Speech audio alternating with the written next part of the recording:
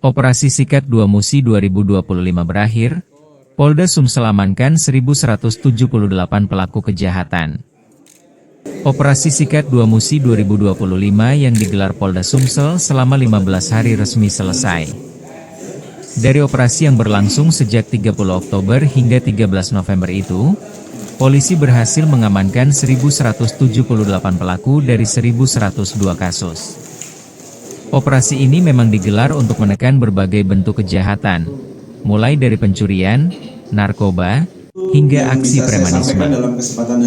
Yang bisa saya sampaikan dalam kesempatan hari ini, saya ucapkan terima kasih. Terkecil masyarakat yaitu keluarga, RT, RW, jangan sampai kita mengungkapkan kasus narkoba selama operasi Sikat. Berapa jumlah tersangka yang bisa diungkap, kemudian barang bukti, modus operandi.